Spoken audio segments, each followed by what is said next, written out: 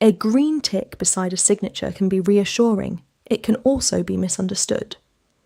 Suppose Riya receives a digitally signed procurement document from a familiar supplier. The software reports that the signature is valid, yet the document changes the bank account into which a large payment should be sent. What exactly has been proved? A successful cryptographic verification may show that the signed bytes have not changed since the signature was created, and that the signature validates through a certificate chain accepted by the software. It may help identify the certificate subscriber. It does not automatically prove that every statement in the document is true, that the subscriber personally intended this transaction, or that the subscriber had corporate authority to change payment instructions. Those are separate factual and legal questions. Episode 10 builds the trust chain underneath the green tick. We will distinguish a digital signature under Section 3 from the wider category of electronic signature under Section 3A. We will see how Section 5 gives legal recognition when the prescribed conditions are met. Then we will map the controller of certifying authorities, licensed certifying authorities, the root certifying authority of India, certificates, subscribers, relying parties, revocation information, eSign and timestamping. The aim is not to turn every viewer into a cryptographer. It is to make verification methodical. In Riya's case, the immediate control is simple. Hold the payment, preserve the signed original, validate the certificate and signature, confirm the signer's authority through an independent channel, and verify the bank change through an established process. A signature is powerful because it can bind identity and integrity into an evidence trail. It becomes dangerous when that limited proposition is stretched into a claim that the whole transaction must therefore be legitimate. The Information Technology Act uses related terms that should not be treated as synonyms without care. Section 3 describes authentication of an electronic record by affixing a digital signature. The statutory method uses an asymmetric crypto system and a hash function. In simple language, the signer uses private signature creation data to create a value connected to the electronic record, while a corresponding public key enables verification. Section 3A creates the wider concept of electronic signature. It allows a subscriber to authenticate an electronic record through an electronic technique specified in the second schedule, provided the statutory reliability conditions and prescribed procedure are satisfied. A digital signature is therefore a particular kind of electronic signature framework, not merely any image of a handwritten signature pasted into a PDF. Section 5 supplies the legal recognition bridge. Where law requires information to be authenticated by a signature, the requirement may be satisfied by an electronic signature affixed in the manner prescribed by the central government. That recognition does not erase the rest of the law. Capacity, authority, consent, fraud, contract formation, excluded document categories, and evidentiary proof may still matter. Nor does every electronic scribble acquire statutory status because a platform calls it an e-signature. The applicable technique, certificate, and procedure must be identified. For analysis, begin by naming the mechanism. Was a certificate-based digital signature used? Was an approved online electronic signature service used? Is the file simply displaying a scanned image? Does the software validate a cryptographic signature object, and through what trust store? Riya should preserve the original signed file, not a screenshot of the signature panel. The screenshot may record what the software displayed at one moment, but the original contains the signed content, signature value, certificate data, and validation information needed to test the claim. The law recognises electronic authentication. It does not ask us to trust a decorative picture. A digital signature is easiest to understand as a controlled comparison. First, a hash function processes the exact electronic record and produces a fixed-length digest, often described as a fingerprint. The signer uses private key material to create the digital signature over that digest through the applicable algorithm. A verifier uses the corresponding public key to test the signature and recomputes the digest from the received record. If the signed bytes have changed, the comparison should fail. This gives a strong integrity proposition when the algorithm, implementation, and keys are trustworthy. It also helps connect the signature to the holder of the relevant private key. But 3 limits must stay visible. First, signature is not encryption. A document can be digitally signed while remaining readable to anyone who has it. Confidentiality is a separate design choice. Second, the cryptography does not prove that the document's statements are accurate. A person can digitally sign a false declaration. Third, successful use of private key material does not, by itself, explain the human circumstances. Was the key under the subscriber's control? Was a remote service invoked after proper authentication? Was the token shared, stolen, or used by malware? Did an authorized employee sign outside their corporate authority? Those questions require certificate, identity, access, and business evidence. In Riya's file, the validation panel reports that the document has not changed since signing. That is valuable. She should next identify the certificate, subscriber name, issuer, validity period, signature time information, and any revocation status available for the relevant time. She should also compare the signed version with the supplier's contract and approved change process. The cryptographic core protects a relationship between bytes and key material. Legal trust is built when the certification infrastructure, subscriber duties, software validation, and surrounding transaction records make that relationship intelligible. The digital trust system is not simply a market of software vendors declaring themselves trustworthy. Section 17 provides for the controller of certifying authorities, and Section 18 assigns regulatory functions. The CCA licenses and regulates certifying authorities, commonly called CAs, and supports the standards and trust arrangements under which electronic signature certificates are issued and relied upon.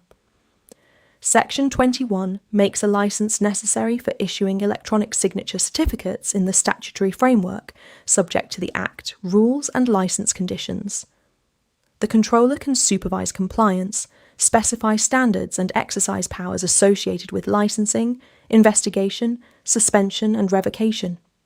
This institutional structure matters because a verifier should not have to accept every self-issued certificate as public legal trust. The chain is anchored in recognised governance.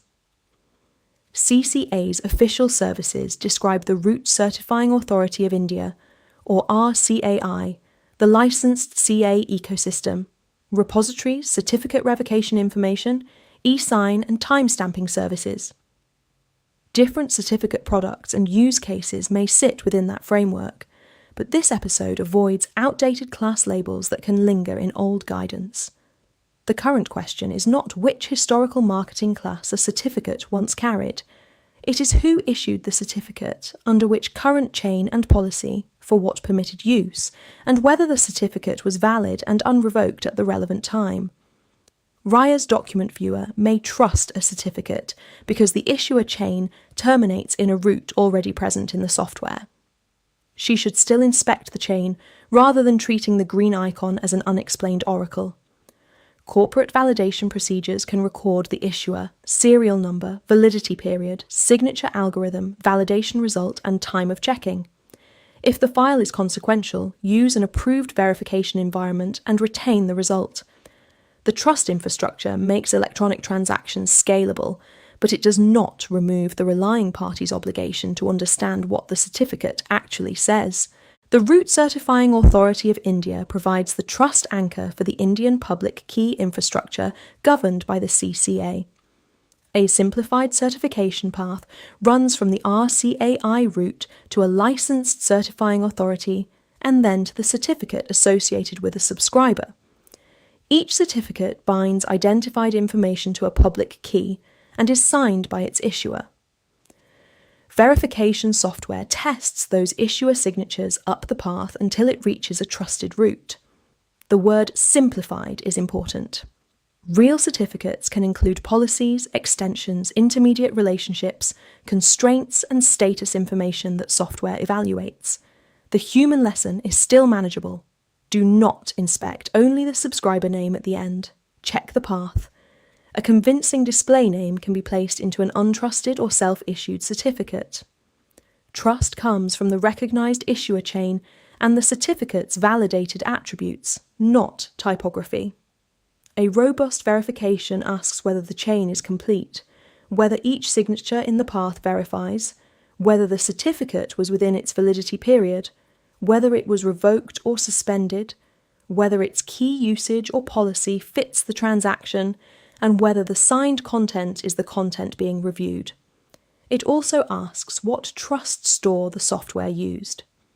A private enterprise certificate may be perfectly appropriate inside a closed system while not representing the public statutory trust chain used for another purpose.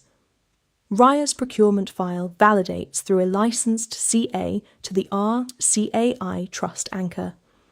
That supports certificate authenticity. She then checks the subject details and finds that the subscriber certificate belongs to an employee in the supplier's finance team. The supplier's contract, however, requires bank account changes to be authorized by 2 named officers. The certificate path has done its job. It identifies and validates one subscriber's signature. It has not rewritten the supplier's authority matrix. This is the recurring rule of digital trust. Validate the cryptographic path, then validate the business path. The two should reinforce each other, but they are not the same path. Section 35 sits at the point where a certifying authority issues an electronic signature certificate. The statutory and regulatory process is designed to connect verified subscriber information with a public key under the CA's trusted signature. That process is more than printing a name. The applicant follows the prescribed form and requirements. The CA performs the applicable identity and control checks, and the resulting certificate carries fields that a verifier can inspect. Sections 36 to 39 then address representations on issuance, suspension, revocation, and notice. The precise certificate policy and service terms matter, so a relying party should not generalize from one product to every certificate in the ecosystem. Think in life cycles. Before issuance, establish identity and eligibility. At issuance, check the certificate contents and permitted use. During use, protect the private key and monitor compromise. If risk arises, suspension or revocation procedures can prevent future reliance, and status information must reach verifiers. At expiry, a new certificate does not retroactively sign an old document. Historical validation therefore requires attention to the time of signing and the status evidence available for that time, not merely today's certificate expiry message. Riya's signed PDF contains the subscriber certificate. She records the issuer, serial number, subject, validity dates, and signature algorithm. She then obtains the current revocation information through the approved validation process. The certificate is valid now, but the payment change was supposedly signed 2 days earlier. If the private key was reported compromised between those moments, the timeline becomes crucial. When was compromise suspected? When was the CA notified? When did revocation status become effective? Was there a trusted timestamp that helps establish when the signature existed? These questions turn a static green tick into a defensible validation record. Certificate issuance makes scalable trust possible. Lifecycle evidence tells us whether reliance was reasonable in the transaction under review. Trust cannot rest only on the certifying authority. The subscriber controls or invokes, through an approved service, the signature creation process. Sections 40A to 42 deal with subscriber duties, acceptance, and control of the private key. The core operational idea is that private signature creation data must be protected against unauthorized use. Where a corresponding certificate has been accepted, the subscriber carries responsibilities associated with the accuracy of the certificate information and control of the key. If the private key is compromised, the subscriber must communicate that fact to the certifying authority in the prescribed manner without delay. The Act's framework makes that notice important to the point at which liability changes. For organisations, this means that a digital signature token cannot be treated like a communal office stamp. Sharing a PIN, leaving a token permanently inserted, delegating signatures informally, or allowing remote control of a signing workstation can undermine the evidentiary story and violate policy or duty. Where eSign or a managed remote service is used, the control model is different, but the question remains: how was the subscriber authenticated? What event authorised this signature? And what records demonstrate it? Riya asks the supplier to confirm whether the employee controlled the signing credential at the relevant time. The supplier discovers that a signing token was kept in an unlocked finance cabinet and used by several staff members. The cryptographic signature can still verify, but attribution to the named employee is now contested. The certificate identifies the subscriber. The surrounding control evidence shows whether the private key was actually exclusive. This is why due diligence begins before a dispute. Use individual credentials, strong activation controls, device security, access logging, rapid incident reporting, and clear revocation procedures. Train subscribers that compromise includes more than physical loss. Malware, exposed PINs, unauthorized remote access, or suspicious signing events can all require escalation. A private key is not valuable because it is secret in theory. It is valuable because control is demonstrable in practice. A certificate's start and expiry dates are only part of validation. A certificate can be within its nominal validity period and still be suspended or revoked because key material was compromised, information changed, or another valid ground arose.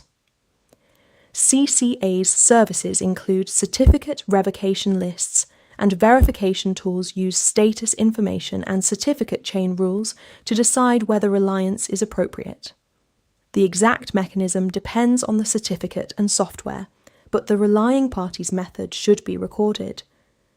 3 times are especially important. The first is the claimed signing time embedded in or displayed for the signature. On its own, that value may come from the signer's clock and may not be independently trustworthy. The second is the time associated with certificate status, when a compromise or revocation became effective and what status information was published. The third is the time at which the relying party performed verification.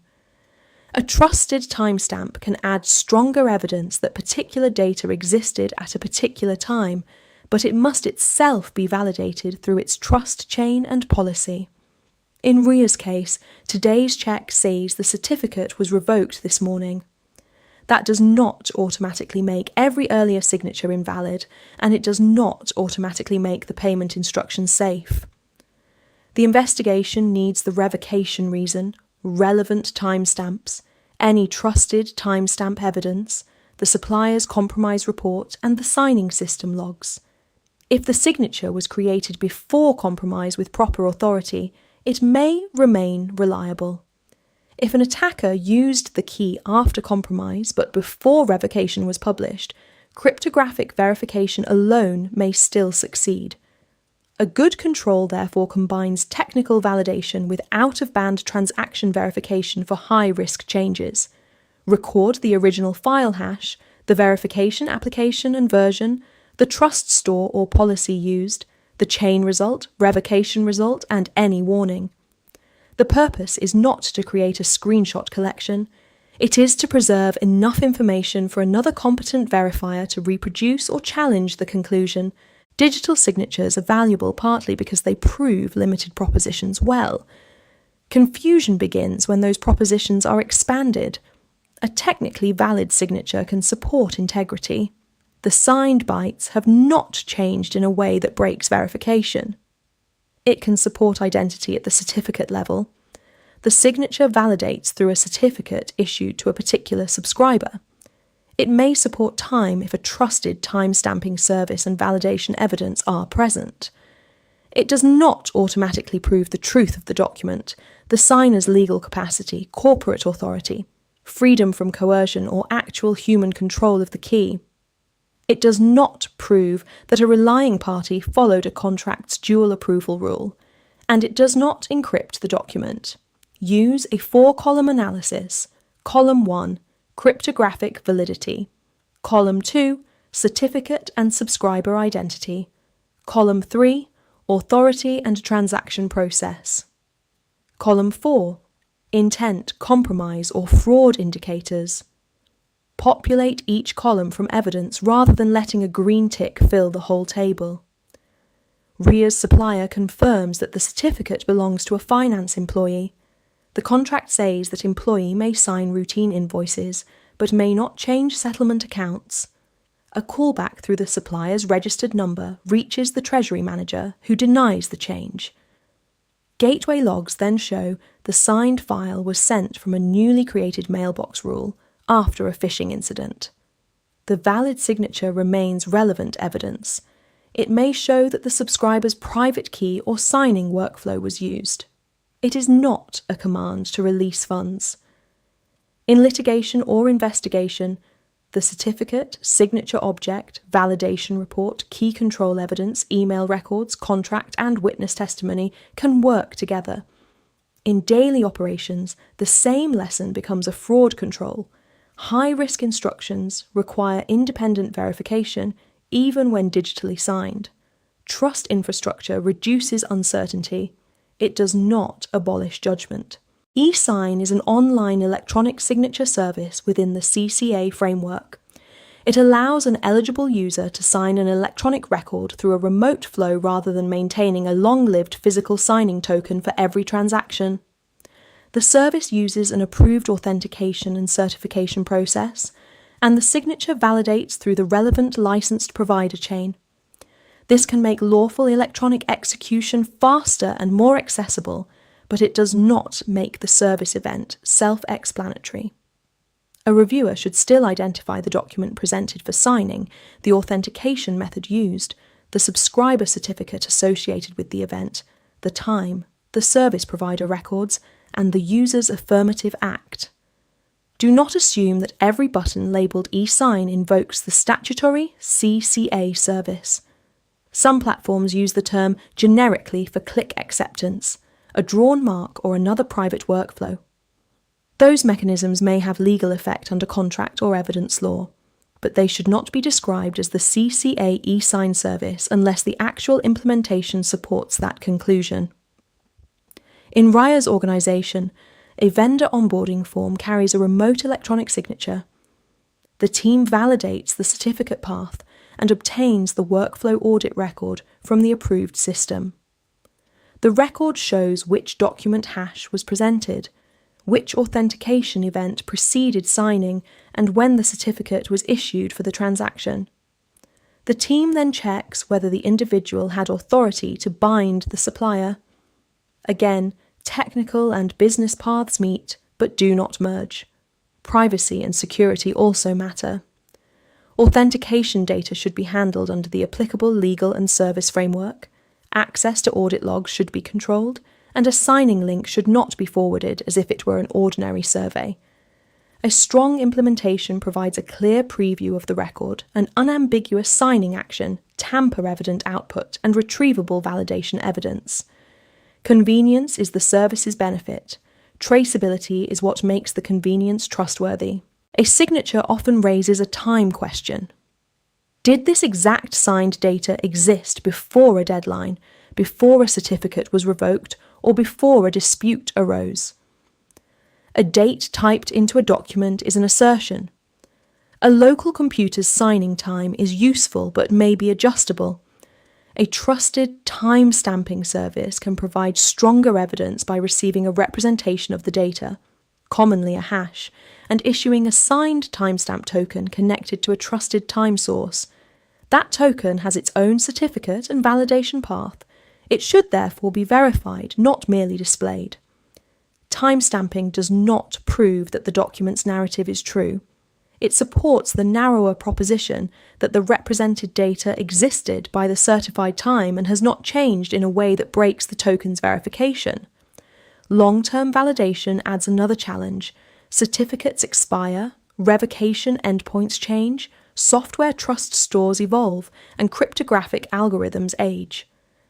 An organisation that must rely on signed records years later should preserve the original signed object, the relevant certificate chain, status evidence, timestamp tokens, policies, and validation records. It may need an archival strategy that renews evidence before algorithms become weak, without pretending that a later archival signature is the original human signature. Riya's procurement team archives only flattened PDF printouts. That destroys much of the interactive signature data needed for later validation. The fix is to retain the original signed files in controlled storage, preserve hashes and metadata, restrict alterations, and document any format migration. For a critical transaction, the team can also retain a validation report generated at acceptance. The report is supporting evidence, not a replacement for the signed file. A well-designed archive lets a future reviewer reconstruct what was signed, by which certificate, through which chain, with what status and time evidence, and under which business authority. Digital trust is not complete at the moment of signing. It has to survive the period in which the promise may be challenged. Use a repeatable method whenever a digital signature matters. First, preserve the original electronic record and compute a working hash. Do not rely on a printout or screenshot. Second, identify the signature mechanism. Is it a certificate-based digital signature, a CCA eSign transaction, or another electronic acceptance method? Third, verify that the signed bytes match and record the application, result, and warnings. Fourth, inspect the subscriber certificate.